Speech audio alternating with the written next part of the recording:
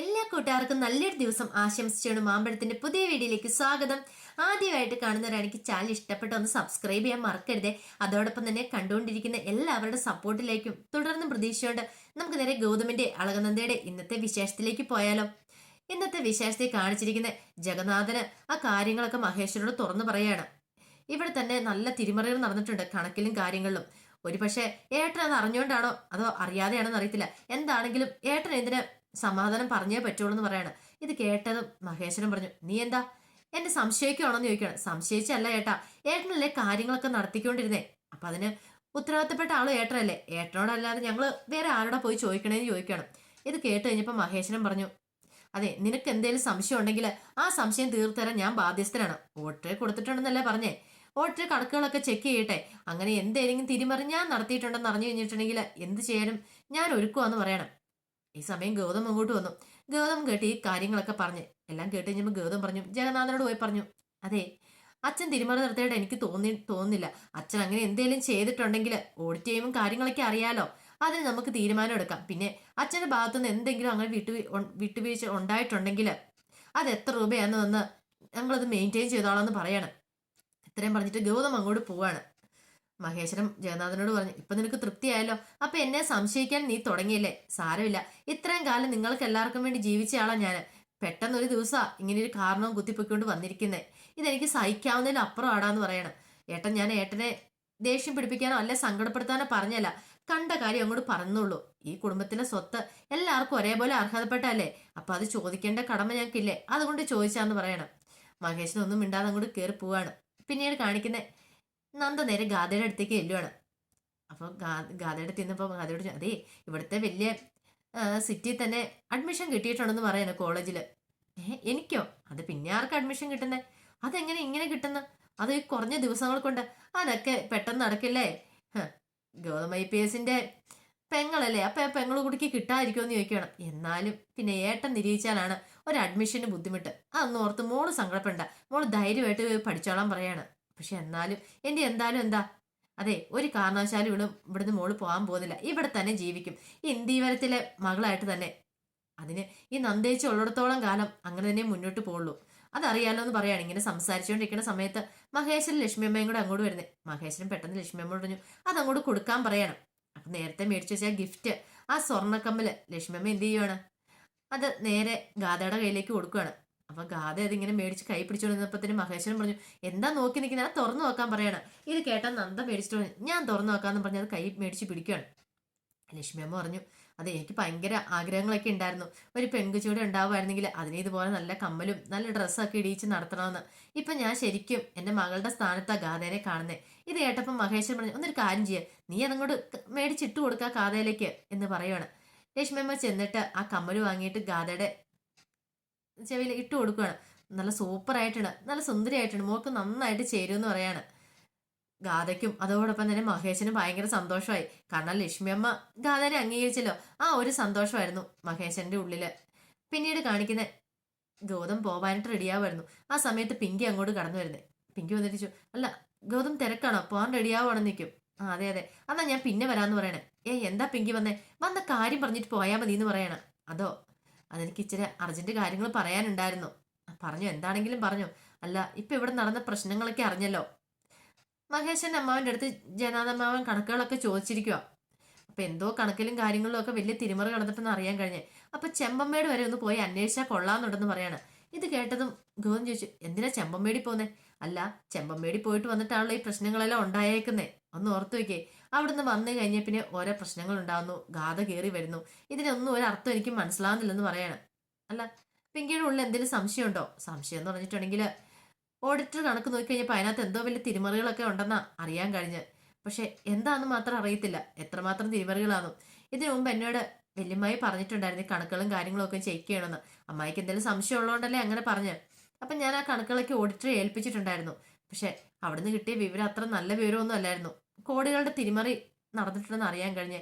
ഈ കുടുംബത്തിലെ സ്വത്ത് എല്ലാവർക്കും ഒരേപോലെ വേണ്ടെന്നല്ലേ, അപ്പൊ ഇത് ഒരാൾ മാത്രം കൈകാര്യം ചെയ്യുമ്പം, ഇത്ര വലിയ തിരിമറി നടന്നു കഴിയുമ്പം എല്ലാരും ചോദിക്കുന്ന കാര്യം സ്വാഭാവികമല്ലെന്ന് ചോദിക്കുകയാണ്. ഇത് കേട്ടതും ഗൗതം പറഞ്ഞു, പിങ്കി പറഞ്ഞ കാര്യങ്ങളൊക്കെ ശരി തന്നെയാ, പക്ഷെ അച്ഛനൊരു കാരണവശാലും അങ്ങനെ ചെയ്യുമെന്ന് എനിക്ക് തോന്നുന്നില്ല. ഇത് കേട്ടതും പിങ്കി പറഞ്ഞു, അതിപ്പം അമ്മാവനാന്ന് വല്യമ്മാവനാന്നോ നിർബന്ധമൊന്നുമില്ല. ഒരു പക്ഷേ വാവച്ചനുണ്ടല്ലോ, അവനൊരു താപ്പാനയാ. അവനാണെങ്കിലും ഇതിന്റെ ഇടയ്ക്ക് കിടന്ന് കളിച്ചത്. അവനാണോ ഈ പൈസയ്ക്ക് അടിച്ചു മാറ്റുന്നത് പറയാൻ പറ്റില്ലല്ലോ. അതുകൊണ്ടാണ് ഞാൻ പറഞ്ഞതെന്ന് പറയണം. ഓ അങ്ങനെ, ശരി ശരി, എന്നാ പിങ്കി പൊക്കോ, ഞാൻ ഇതിനെക്കുറിച്ചൊന്ന് അന്വേഷിക്കട്ടെ എന്ന് പറയണം. പിന്നീട് ഓഫീസിലേക്ക് ചെന്നതിന് ശേഷം നേരെ വാവച്ചനെ വിളിക്കുകയാണ് ഗൗതം. ഗൗതം വിളിച്ചു, എന്താ സാറേ എന്താന്ന് ചോദിക്കുകയാണ്. അല്ല, എനിക്ക് അവിടുത്തെ കണക്കുകളും കാര്യങ്ങളൊക്കെ ഇവിടുത്തെ ഓഡിറ്റർ നോക്കിയായിരുന്നു. അപ്പൊ അതിനകത്ത് കുറെ അധികം മിസ്റ്റേക്കുകൾ കണ്ടല്ലോ വാവച്ചാന്ന് പറയണം.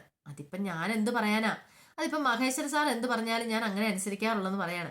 അല്ല, അവിടുത്തെ കണക്കുകളും കാര്യങ്ങളിലും എന്തെങ്കിലും കുഴപ്പമായിട്ടുള്ള വാവച്ചന് തോന്നിയിട്ടുണ്ടോ എന്ന് ചോദിക്കും. അല്ല സാറേ, ഞാൻ അങ്ങനെയൊന്നും നോക്കാറില്ല. അല്ല, അവിടുത്തെ കണക്കുകളൊന്നും ഇവിടെ കൂടുതലായിട്ട് കാണുന്നില്ലല്ലോ, വരവൊന്നും കാണുന്നില്ലോ എന്ന് പറയണം. അത് പിന്നെ കുറെ സ്ഥലങ്ങളൊക്കെ ലീസിന് കൊടുത്തേക്കുമല്ലേ, അതുകൊണ്ടാ. ലീസിന് കൊടുത്തേക്കുവാണ്, അതിന്റെ പണം കിട്ടേണ്ടല്ലേ, അതിന്റെ പണം കിട്ടിയോന്ന് ചോദിക്കണം. അതൊക്കെ എപ്പോഴും മഹേശ്വര സാറൻ ചെക്ക് ബുക്ക് എഴുതി മേടിച്ചേക്കുന്നു. അതൊക്കെ നേരത്തെ വാങ്ങിയ പണമോ സാറേ എന്ന് പറയണം. പിന്നീടും ഗൗതമിന് സംശയമായിരുന്നു. ശരി ശരി, ഞാൻ അങ്ങോട്ട് വരുന്നുണ്ട്. അല്ലെങ്കിൽ വേണ്ട, വാവച്ചൻ ഇങ്ങോട്ട് വരാം, എനിക്ക് വാവച്ചനെ നേരിട്ടൊന്ന് കണ്ട് സംസാരിക്കണമെന്ന് പറയണം. ഇത് കേട്ടോ വാവച്ചനും ഞെട്ടണ്ടേ. അത് കുഴപ്പമില്ല സാറേ എന്ന് പറഞ്ഞ് ഫോൺ വെക്കാൻ തുടങ്ങുകയാണ്. പെട്ടെന്ന് ഗൗതം പറഞ്ഞു, ഒരു മിനിറ്റ് എന്ന് പറയണം. എന്താ സാറേ? അല്ല, അവിടെ ഈ ചെമ്പമ്മേടിലെ വെച്ച് അച്ഛന് മുമ്പ് വല്ല ആക്സിഡന്റ് എന്തെങ്കിലും ഉണ്ടായിട്ടുണ്ടോ എന്ന് ചോദിക്കുകയാണ്. ഇത് കേട്ടതും വാവച്ചൻ പെട്ടെന്ന് മഹേശ്വരൻ പറഞ്ഞ കാര്യങ്ങളൊക്കെ ഓർക്കുകയാണ്. എങ്ങനെ പറയണം എന്നൊക്കെ പറഞ്ഞു കൊടുത്തിട്ടുണ്ടായിരുന്നു. ശരിയാ സാറേ, ഉണ്ടായിട്ടുണ്ട്. അത് കുറെ വർഷങ്ങൾക്ക് മുമ്പാ. അങ്ങനെ എല്ലാ കാര്യങ്ങളും ഇങ്ങനെ വള്ളി പുള്ളി വിടാതെ മഹേശ്വരനോടല്ല ഗൗതമിനോട് വാവച്ചൻ ഇങ്ങനെ പറഞ്ഞു കൊടുത്തോണ്ടിരിക്കുകയാണ് അവിടെ നടന്ന സംഭവങ്ങളൊക്കെ. അതെ, അവിടെ നിന്നെല്ലാം രക്ഷിച്ച ആരാന്നറിയാവോ? ആ രാജേന്ദ്രനാ സാറെ രക്ഷിച്ചെന്ന് പറഞ്ഞിട്ട് ഫോൺ വെക്കുവാണ്. ഫോൺ വെച്ച് കഴിഞ്ഞപ്പോൾ ഗൗതമിന് ചില സംശയങ്ങളൊക്കെ ഉണ്ടാകുന്നുണ്ട്. ഈ സമയം വാവച്ചൻ താൻ പറഞ്ഞ കാര്യങ്ങളൊക്കെ ഏറ്റിട്ടുണ്ട്, ഇനിയാണ് കളി തുടങ്ങാൻ പോകുന്നത് എന്ന് ചിന്തിച്ചുകൊണ്ടിരിക്കുകയായിരുന്നു. പിന്നീട് കാണിക്കുന്നത് മഹേശ്വരൻ ഭയങ്കര സന്തോഷത്തിൽ ഇങ്ങനെ ടെറസിൽ കൂടെ നടക്കുന്ന സമയത്ത് ലക്ഷ്മിയമ്മ ഇങ്ങോട്ട് വന്നു. ലക്ഷ്മിയമ്മ വന്നിട്ട് പതിവിലും വരുന്നതായിട്ട് മുഖത്ത് ഭയങ്കര സന്തോഷമാണല്ലോ, ഇപ്പൊ കാർമേഘമൊക്കെ മാറിയതുപോലെ തോന്നുന്നു പറയണം. ഇത് കേട്ടത് മഹേശ്വരൻ പറഞ്ഞു, കുറെ ദിവസമായിട്ട് ഓഡിറ്റും കണക്കും എല്ലാരും എന്തൊക്കെ പ്രശ്നങ്ങളായിരുന്നു, എല്ലാം ഒന്ന് സോൾവ് ആയില്ലേ, അതിന്റെ ഒരു സന്തോഷമാണെന്ന് പറയാണ്. ഇത് കേട്ട ലക്ഷ്മിയെ പറഞ്ഞു, ശരിയാണ്, എല്ലാം സോൾവ് ആയി. എന്നാലും എന്റെ മഹേട്ടൻ അവരെല്ലാം സംശയിച്ചല്ലോ എന്ന് ഓർക്കുമ്പോൾ എനിക്കൊരു വിഷമം. എന്റെ മഹേട്ടൻ അങ്ങനെയൊന്നും ഒരിക്കലും ചെയ്യാൻ പറ്റില്ലെന്ന് എനിക്കറിയാവുന്ന കാര്യമാണ്. പക്ഷെ പറഞ്ഞിട്ട് എന്ത് ചെയ്യാനാ, എല്ലാവരുടെ സംശയം തീർത്തു കൊടുക്കേണ്ട മഹിയേട്ടന്റെ കാര്യമല്ലേ. ഇത്രയും കാലം കുടുംബത്തിന് വേണ്ടിയിട്ടല്ലേ മഹിയേട്ടൻ ഇങ്ങനെ രാപകലില്ലാതെ കിടന്ന് ഓടിയത്. ഒരു കാര്യം ചെയ്യാം, ഇനിയിപ്പോൾ ആ കാര്യങ്ങളൊന്നും ഇച്ചിരി മാറി നിൽക്കുക, എല്ലാവരും ഒന്ന് ചെയ്ത് പഠിക്കട്ടെ, അപ്പോഴറിയാം എന്റെ ബുദ്ധിമുട്ടെന്നൊക്കെ മഹേശ്വരനോട് പറയണം. പിന്നീട് മഹേശ്വരൻ ശരിയെന്ന് പറഞ്ഞിട്ട് പോകാൻ തുടങ്ങുമ്പോൾ ലക്ഷ്മി പറഞ്ഞു, അല്ല ഞാൻ ഒരു കാര്യം ചോദിച്ചോട്ടെ. എന്താ ലക്ഷ്മി? അല്ല, ആ രാജേന്ദ്രന്റെ ഭാര്യ ഇപ്പൊ എവിടെയുണ്ടെന്ന് ചോദിക്കുകയാണ്. ഇത് കേട്ടതും മഹേശ്വരൻ, രാജേന്ദ്രനോ? ഏത് രാജേന്ദ്രൻ? ഓഹോ, അപ്പൊ നിങ്ങൾ ഇത്ര പെട്ടെന്ന് മറന്നുപോയെന്ന് ചോദിക്കും. നിങ്ങളെ രക്ഷിച്ച, ഓ മനസ്സിലായി, ഞാൻ പെട്ടെന്ന് അങ്ങനെ ഓർത്തില്ല. അവര് ചെമ്പമ്മേട്ടിലുണ്ടാവുന്ന പറയണ. ചെമ്പമ്മേട്ടിലോ? അല്ല, അത് പിന്നെ ഉണ്ടാവുന്ന ഇങ്ങനെ പറയുന്ന കേട്ടത്, എനിക്കും കൃത്യമായിട്ട് അറിയില്ല എന്ന് പറയണ. ഇതേടെ ലക്ഷ്മിയമ്മ പറഞ്ഞു, ഒരു കാര്യം ചെയ്യാം, നമുക്ക് ഉണ്ടോ അവിടെ വരെ ഒന്ന് പോയാലെന്ന് ചോദിക്കുകയാണ്. എന്തിന്? അല്ല, വേറെ ആരോടും പറയണ്ട, ഇവിടെ എനിക്ക് കാണണമെന്ന് ഭയങ്കര ആഗ്രഹമുണ്ട്. അത് മാത്രമല്ല എന്തെങ്കിലും പൈസ കൊടുത്ത് സഹായിക്കണമെന്ന് ആഗ്രഹമുണ്ടെന്ന് പറയണം. ഇത് കേട്ടത് മഹേശ്വരനൊന്നും ഞെട്ടി. അതിന്റെ ഒന്നും ആവശ്യമില്ല. ലക്ഷ്മിയമ്മ പറഞ്ഞു, അങ്ങനെ പറയരുത് മഹിയേട്ടാ, നമുക്ക് പോകണം, ആരും അറിയത്തില്ല, നമുക്ക് പോകണമെന്നും പറഞ്ഞുകൊണ്ട് ലക്ഷ്മി അങ്ങോട്ട് പോവാണ്.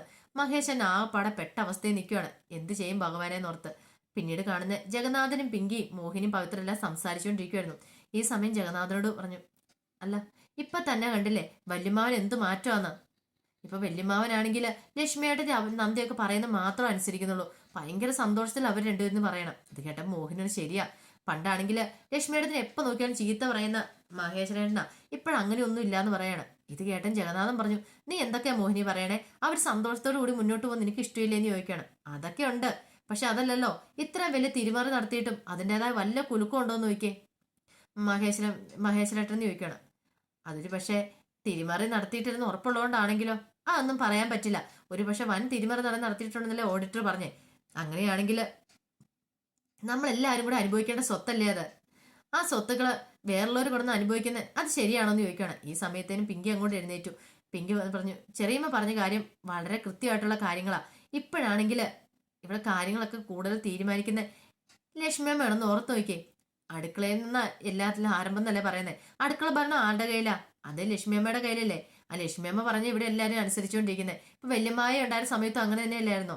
അടുക്കളയിൽ എന്തുണ്ടാക്കണം, എല്ലാവരും എന്ത് കഴിക്കണമെന്ന് പോലും തീരുമാനിക്കുന്നത് ലക്ഷ്മിയമ്മയല്ലേ. ലക്ഷ്മിയമ്മ പറയുന്നതിനെ വാക്കിന് വേറൊരു എതിരഭിപ്രായം ഉണ്ടോന്ന് ചോദിക്കുകയാണ്. ഇത് കേട്ടത് മോഹിനി പറഞ്ഞു, ശരിയാ, അങ്ങനെ ഒരു അഭിപ്രായമില്ല. ഇത് കേട്ടത് ജഗന്നാഥൻ പറഞ്ഞു, അല്ല അതിനിപ്പോ എന്താ ഇത്ര പറയാതിരിക്കുന്നത്, നിങ്ങൾ ആരും അടുക്കളയിലേക്ക് കയറുന്നില്ല. അടുക്കളയിൽ കയറി ഇത്രയും കാലം എല്ലാവർക്കും വെച്ചു കൊടുക്കുമ്പോൾ ലക്ഷ്മിയേട്ടത്തിയല്ലേ. അപ്പൊ ലക്ഷ്മിയേട്ടത്തി ഉണ്ടാക്കി കഴിയുമ്പോൾ നമ്മളെല്ലാം കഴിക്കാൻ ബാധ്യസ്ഥരേന്ന് ചോദിക്കുകയാണ്. ഇത് കേട്ട പിങ്കി പറഞ്ഞു, അത് ശരിയല്ലല്ലോ, ലക്ഷ്മി അമ്മ എന്തുണ്ടാക്കണം നമ്മൾ പറയണം, ഇനി അവർക്ക് പറ്റത്തില്ലെങ്കിൽ നമ്മൾ എന്ത് ചെയ്യണം, നമ്മൾ തന്നെ ഫുഡ് ഉണ്ടാക്കണമെന്ന് പറയണം. ഇത് കേട്ടത് മോഹിനി നമ്മൾ തന്നെ ഫുഡ് ഉണ്ടാക്കാൻ. അതെ, ഇത് കേട്ടപ്പോൾ ജഗന്നാഥൻ പറഞ്ഞു, അതെങ്ങനെ ശരിയാവും, അവിടെ ഒരു അടുപ്പല്ലേ ഉള്ളൂ, അതിനെന്താ, അതിന്റെ അടുക്കിലേക്ക് ഒരു അടുപ്പോടെ വെച്ചിട്ട് നമുക്കുള്ള ഫുഡ് നമ്മൾ തന്നെ പാചകം ചെയ്യണം. മോഹിനി വെച്ച് ഇത് വല്ലതും നടക്കുന്ന കാര്യമാണോ, ലക്ഷ്മിയായിട്ട് അറിഞ്ഞ് ഇതൊക്കെ നടക്കുമെന്ന് ചോദിക്കുകയാണ്. നടത്തില്ലെങ്കിലല്ലേ അടുത്ത പ്രശ്നം ഉണ്ടാകാൻ പോണേ, എന്ത് ചെയ്യണം നമ്മൾ തന്നെ ഒരു ഉറച്ച് തീരുമാനം എടുക്കണമെന്ന് പറയണം. ജഗന്നാഥൻ പറഞ്ഞു, അടുക്കള രണ്ടായിട്ട് കീറി മുറിക്കാനോ. ഇത് കേട്ടതും പിങ്കി പറഞ്ഞു, കീറി മുറിക്കാനാണെങ്കിൽ അങ്ങനെ തന്നെ നമ്മൾ ചെയ്യണം, എന്നാലോ നമുക്ക് ഇവിടെ പിടിച്ചു വയ്ക്കാൻ പറ്റുള്ളൂ. നമ്മളൊരു യുദ്ധത്തിന് ഇറങ്ങിയിട്ടുണ്ടെങ്കിൽ ആ യുദ്ധത്തിൽ പോരാടം നല്ല വിണം ജയിക്കാൻ വേണ്ടിയിട്ടുള്ള കളികളാണൊക്കെയാണ് അതെന്ന് പറയാണ്. ഇത് കേട്ടതും എന്ത് ചെയ്യണം എന്നറിയത്തില്ല, ജെട്ടിത്തിരിച്ച് ജഗന്നാഥ് നിൽക്കുകയാണ്. അപ്പൊ അതിന്റെ വിശേഷങ്ങളൊക്കെ എന്ന് കണ്ടത്. ഇതിന്റെ ബാക്കി വിശേഷങ്ങളായിട്ട് വൈകുന്നേരത്തെ പ്രൊമോയി വരാട്ടോ. ഒരിക്കൽ കൂടി എല്ലാവർക്കും നല്ലൊരു ദിവസം ആശംസിച്ചോണ്ട് നിർത്തുന്നു. നന്ദി.